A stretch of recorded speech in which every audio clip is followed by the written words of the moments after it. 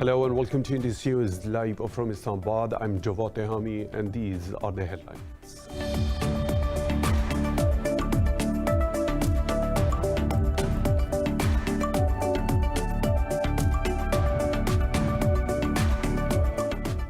In Afghanistan, local officials say the Taliban have captured another regional capital, Logar, which is just 50 kilometers away from the capital, Kabul. They have now taken half of the country's 34 provincial capitals in a lightning offensive just weeks before the US is set to officially end its two-decade war.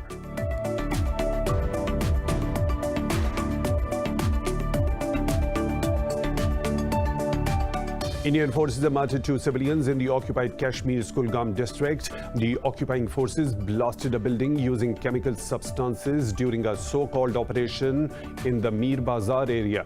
Several people were also wounded after Indian troops fired bullets and pellets on civilians protesting the brutal act.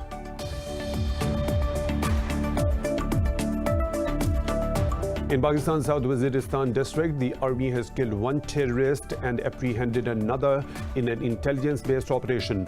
The military's media wing said soldier Naik Ziauddin was martyred during an exchange of fire in the Sararoga area. The ISPR said the captured terrorists revealed the plan of a raid on the military post.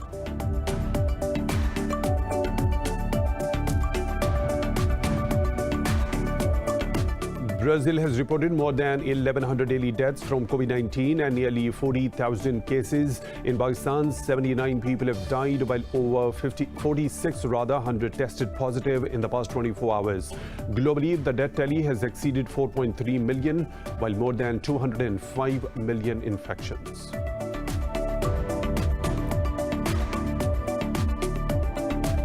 In the Kashmir Premier League, Mirpur Royals are chasing the target of 228 runs against Muzaffarabad Tigers in the 15th fixture of the tournament. A blistering century by Mohammad Hafiz helped Tigers put a mammoth total on board. Earlier today, Kotli Lions beat the Overseas Warriors by 8 wickets.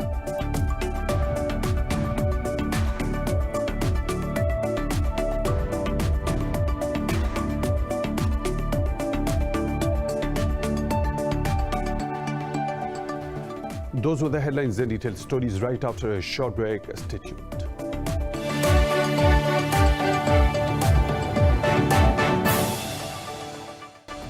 Welcome back, and now the news in detail. In Afghanistan, local officials say the Taliban have captured another regional capital, Logar, which is just 50 kilometers away from the capital, Kabul.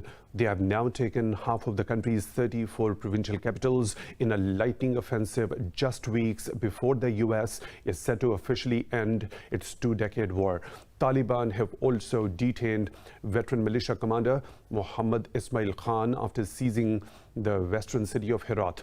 The country is on the precipice and its security forces have all but collapsed after being battered by the Taliban's onslaught they were unable to halt. To add to this problem, the US and Britain have announced plans to evacuate their nationals in Kabul. Moreover, the UK Defense Secretary has warned that the Taliban's resurgence would create a breeding ground for extremists that threaten the world. He also criticized the US troop withdrawal, saying the international community would probably pay the consequences rather of the pullout in this way. Pakistan says it is deeply concerned at the lack of progress in the Afghan peace process. The Foreign Office says Pakistan has facilitated the key milestones achieved in the process, including the US-Taliban peace deal and initiation of the intra-Afghan negotiations. A Foreign Office spokesperson said Pakistan attaches great importance to the Troika Plus mechanism. He expressed hope the Troika Plus meeting will facilitate the resumption of the intra-Afghan talks. In a press briefing, Zahid Hafiz Chaudhry also highlighted India's atrocities in occupied Kashmir. He said India continues to deny access to human rights organizations to visit the valley despite its claims of normalcy. Pakistan and China have agreed to enhance cooperation to make CPEC a high-quality project of the Belt and Road Initiative. In a meeting with Beijing's ambassador to Islamabad, Nong Rong, Prime Minister Imran Khan underscored the resolve for timely completion of the projects.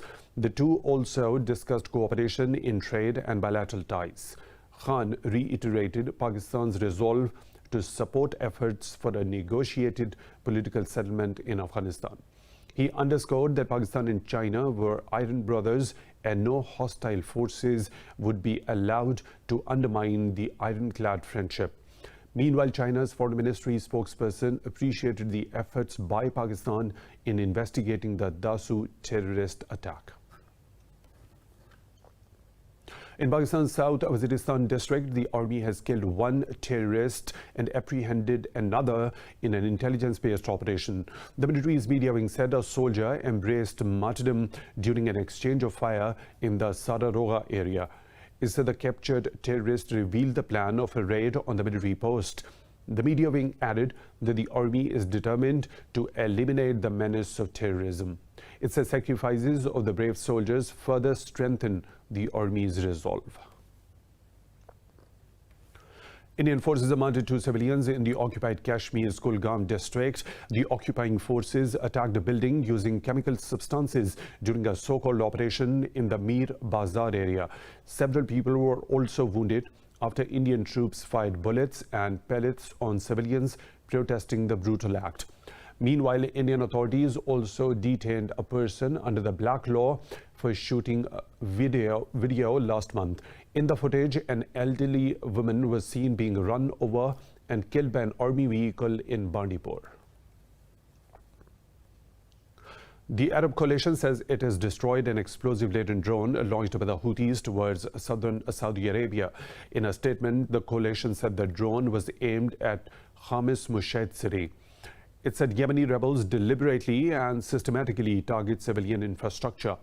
The coalition said they are taking operational measures to foil attacks on civilian areas in the kingdom. Brazil has reported more than 1,100 daily deaths from COVID-19 and nearly 40,000 cases. Globally, the death tally has exceeded 4.3 million with more than 205 million infections. More in this report. The Delta variant that first emerged in India continues to devastate the world. In its weekly update, the World Health Organization has warned that the Delta variant has the potential of increased risks for reinfections. The organization called on governments to cooperate for virus origin studies and to depoliticize the situation. Meanwhile, the United States has authorized booster doses of Pfizer and Moderna vaccines for people with compromised immune systems. Over in the south, Mexico posted a record number of overnight cases. In Australia, authorities are mulling to deploy more soldiers in Sydney to enforce lockdown rules after it reported record cases. We had, unfortunately, 390 cases of community transmission. Some are still under investigation, but at least 60 of those have been infectious in the community. And I anticipate, given the large number of cases we've had in the last few days, that unfortunately this trend will continue for at least the next few days. So it means all of us have to work harder to make sure we stay at home and follow the rules. The situation in Southeast Asia is turning bleaker by the day. Sri Lankan authorities renewed warnings to the government to impose a lockdown after authorities rejected the measure. The Philippines has extended a ban on travelers from India and 9 other countries over the Delta variant concerns. In Thailand, volunteer medics are signing up to save patients' lives as the country reports record cases. When I signed up to be a volunteer, my job was to be a driver to bring infected patients to the hospital, but it has changed a lot. Now I have to perform first aid, provide oxygen, or even do CPR on people, so they can live for a bit longer to be able to make it to the hospital. Vietnam's government is facing a tense situation over rising cases and a shortage of vaccines, as the country saw another day of near-record cases. In Pakistan, COVID-19 has claimed another 79 lives overnight. The health ministry says the death toll is over 24,000. The ministry said more than 4,600 people tested positive for the virus in the last 24 hours. The virus has infected more than 1 million people, while over 970,000 have recovered. According to the NCOC, the positivity rate of infections has declined to 7.7%. While the country has administered more than 41 million doses of the vaccines so far. In Pakistan, at least 3 people have been killed in a car accident on Hazara motorway near Abbottabad. Rescue officials say injured and dead bodies have been shifted to a nearby hospital. Police said the family belonged to Faisalabad and were on their way to Mansehra city. They cited overspeeding as the cause of the fatal accident. At least 6 people, including a child, have been killed in a mass shooting in Plymouth City in southwest England. Police believe the suspect shot himself as well, while the incident is not terror-related. They described the shooting as a serious firearms incident. Authorities said the situation is contained and investigations are underway. In India, opposition Congress leader Rahul Gandhi has accused Twitter of attacking democracy after it blocked accounts of top party leaders. The accounts were blocked after they tweeted a photo of the parents of a minor girl who was raped and murdered by a Hindu priest in New Delhi.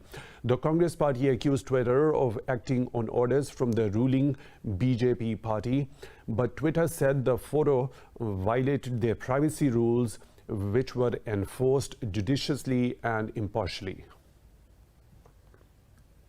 In Thailand, police fired tear gas canisters and rubber bullets at the demonstrators after hundreds defied a ban on gatherings to rally in central Bangkok.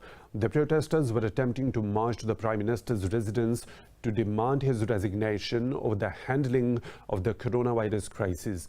Police shot tear gas from a highway in response to demonstrators who tried to pull down containers that were being used as roadblocks.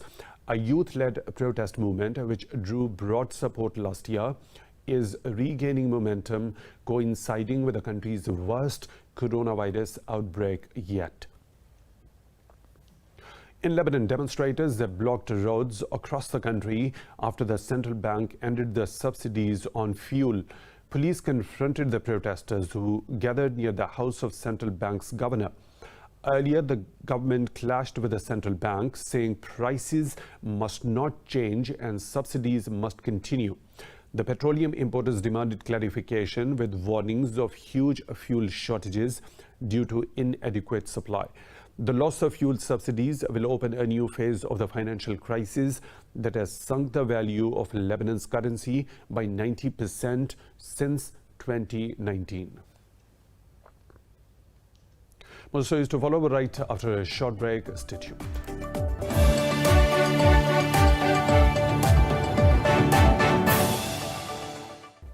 Welcome back. In China, at least 21 people have died, with 4 others missing after heavy rains lashed central Hubei province. 5 cities in the province have declared rain red alerts. State media reported the torrential rain forced the evacuation of nearly 6,000 people in Shijiao city. The Ministry of Emergency Management said rescue crews have been dispatched to the worst affected areas. In July, the torrential rains and floods killed 302 people in Henan province. In Turkey, the death toll from the severe floods and mudslides that struck the Black Sea region has risen to 27. Authorities say 1 other person is reported missing.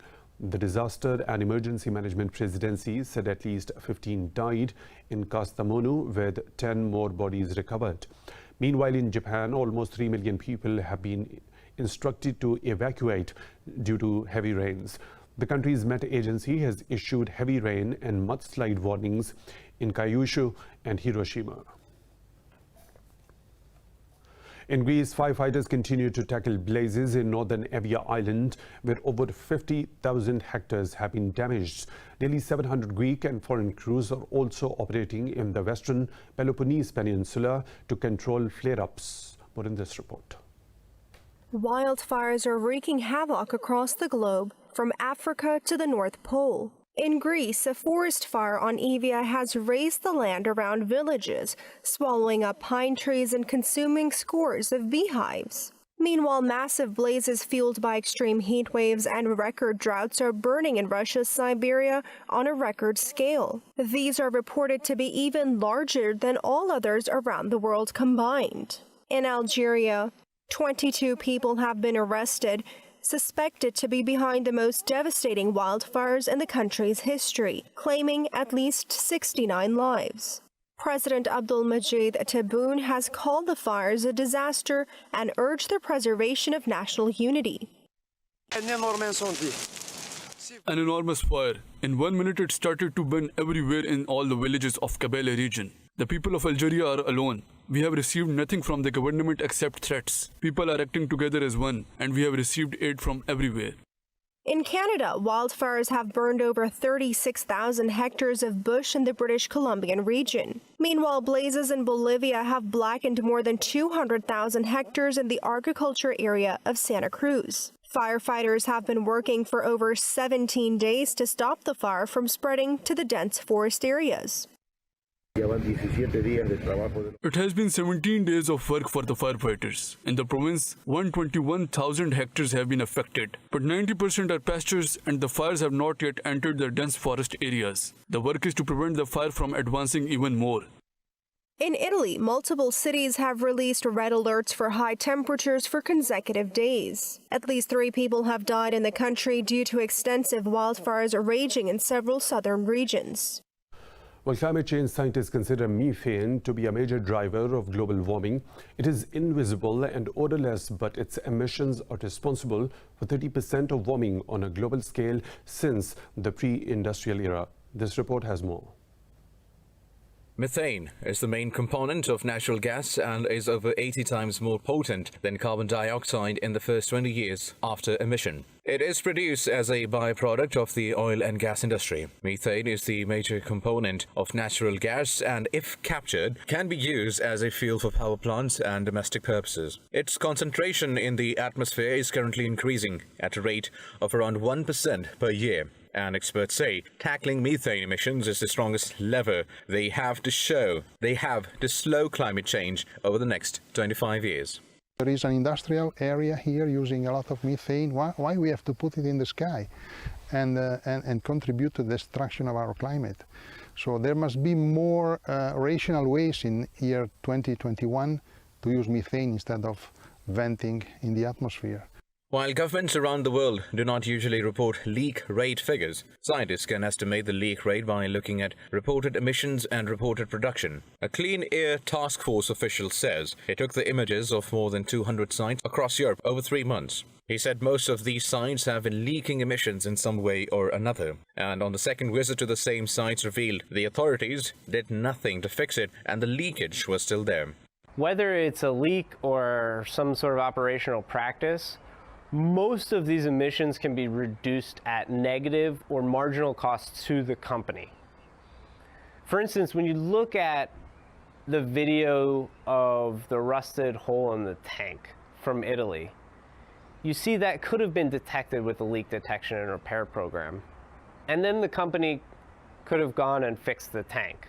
Thanks to rapidly advancing technology, a growing fleet of satellites is now aiming to help close the valve on methane by identifying such leaks from space. Scientists from a European technology startup have been able to pinpoint the location, potency, and size of leaks around the world via satellite imagery.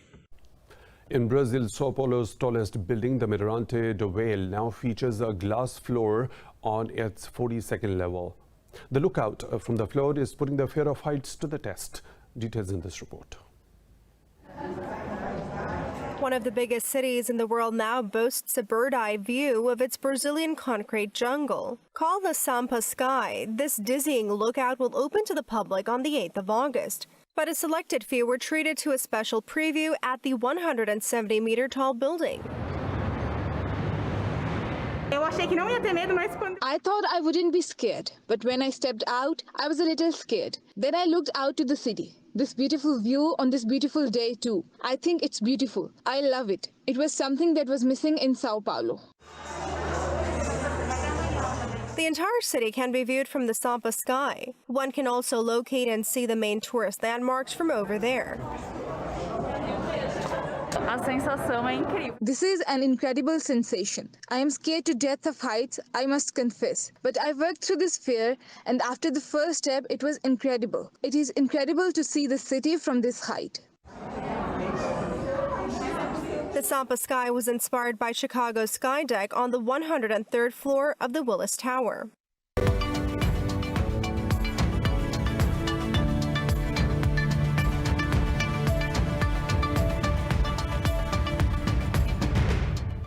In other business updates, European markets have cautiously risen as investors assess economic indicators and rising COVID-19 cases in their search for direction.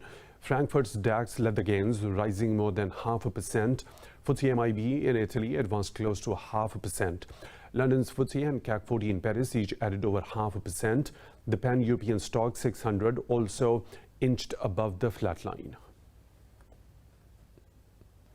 For weather updates, we have Raja Sarosh with us.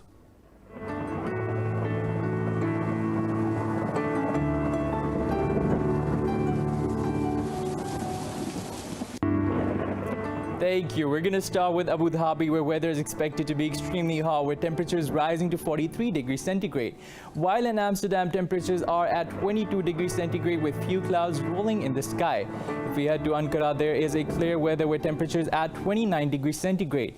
Moving down under to Auckland, the temperatures are chilly at 15 degrees centigrade with layer of clouds covering the sky.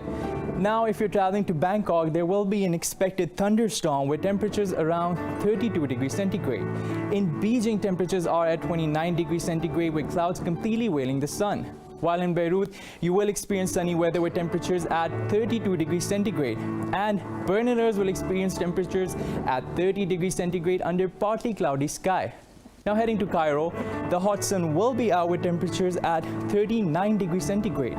Down under in Canberra, the temperatures are at 16 degrees centigrade with cloudy sky. In Islamabad, temperatures are at 34 degrees centigrade accompanied by afternoon thunderstorm. And while in Jakarta, temperatures are steady at 32 degrees centigrade, also with thunderstorms in the forecast.